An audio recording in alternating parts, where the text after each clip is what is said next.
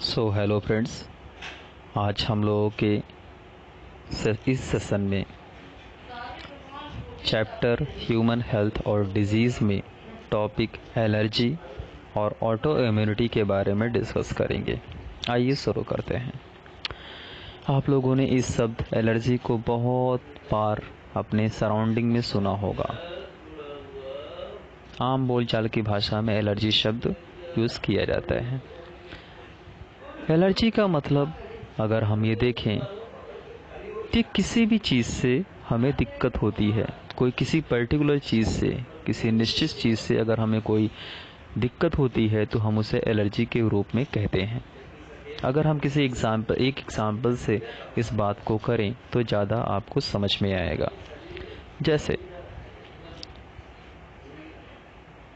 किसी पर्सन ने एक मेडिसिन खाई और उस मेडिसिन में सल्फ़र कंटेंट था, सल्फ़र की अमाउंट थी, और उस मेडिसिन की वजह से उसके पूरी बॉडी पर चकत्ते निकल आए।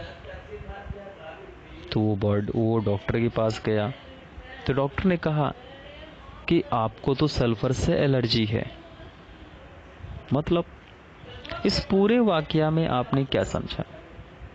आपने एक बात नोट की होगी कि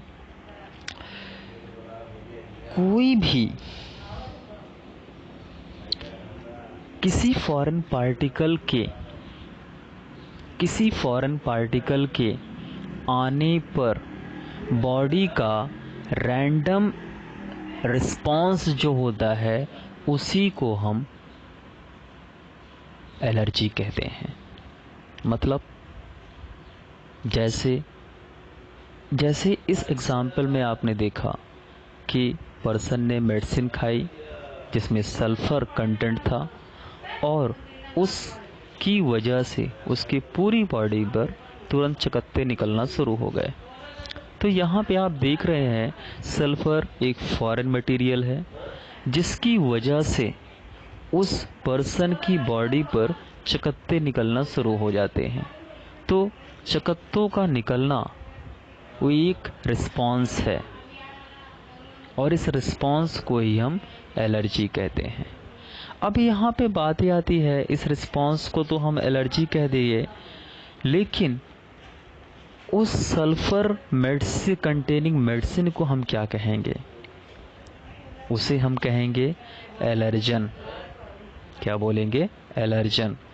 मतलब एलर्जी को कॉज करने वाला कोई भी फॉरेन मटेरियल वो क्या होगा? एलर्जन कहलाएगा। ठीक है। अभी जो एलर्जन होता है ये एक बॉडी एंटीबॉडी सीक्रेट करता है, एंटीबॉडी प्रोड्यूस करता है जिसे कहते हैं IgE। मतलब जब हमें एलर्जी होती है तो हमारी बॉडी के अंदर IgE एंटीबॉडी की अमाउंट ज़्यादा हो जाती है। ठीक है, ओके। अब इस एंटीबॉडी की वजह से होता क्या है? इस एंटीबॉडी की वजह से हमारी बॉडी में कुछ केमिकल जैसे हिस्टामिन, सेरोटोनिन और एड्रेनालिन की अमाउंट ज़्यादा बढ़ जाती है, तो इसी वजह से एलर्जी को कम करने के लिए इन केमिकल्स का एंटी रिस्पेक्टिव फॉर्मेट दिया जाता है। मतलब एंटी हिस्टामिन, एंटी एड्रेनालिन और एंटी सेरोटोनिन की हेल्प से हम एलर्जी का ट्रीटमेंट करते हैं। अब देखिए, तो बेसिकली आपको एलर्जी समझ में आई होगी। अब ये जो एलर्जी है वो एलर्जी किसी भी चीज़ से हो सकती है। वो किसी इन्वायरमेंट में प्रेजेंट पैथोजन से हो सकती है, किसी मटेरियल से हो सकती है, किसी मेडिसिन से हो सकती है, किसी सब्सटेंस से हो सकती है, किसी फूड से हो सकती है। मतलब there is a lot of allergens surrounding us which may cause allergy. तो एलर्जी क्या है? Allergy is the random response of body on infection of particular और अटैक ऑफ पर्टिकुलर मटेरियल और फॉरेन मटेरियल. ठीक है, ओके. तो I hope आपको allergy clear हुई होगी. चलिए आइए आप हम लोग दूसरे टॉपिक पर चलते हैं, ऑटो इम्यूनिटी.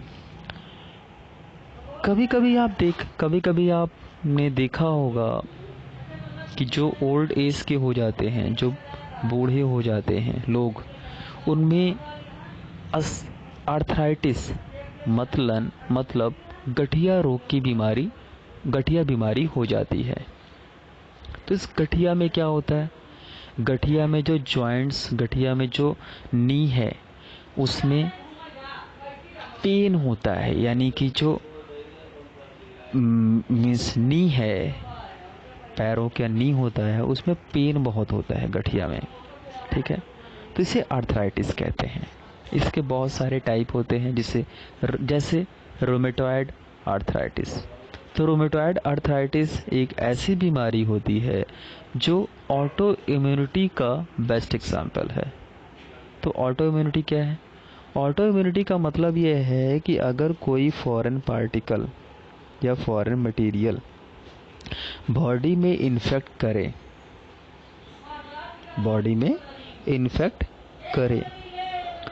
तो बॉडी अपने ही सेल्स को किल करना शुरू कर दे. इन्फेक्ट करने के बाद कुछ ऐसा केमिकल सिक्रीट करे जिसकी वजह से बॉडी सेल्स अपनी सराउंडिंग सेल्स को किल करना शुरू कर दें. तो इसे कहते हैं ऑटो इम्यूनिटी. अब इससे क्या होगा? अगर किल कर देंगे तो वो जो केमिकल होगा और दूसरों तक और दूसरी सेल्स तक पहुंच नहीं पाएगा, और इससे एक सेफ्टी प्रोवाइड होती है, सेफ्टी मेजर मेंटेन होता है.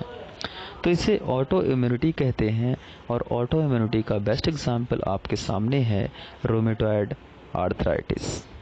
बहुत पेनफुल सिचुएशन होती है बॉडी की. सो आई होप आप सभी लोगों को एलर्जी और ऑटो इम्यूनिटी समझ में आया होगा. Thank you so much.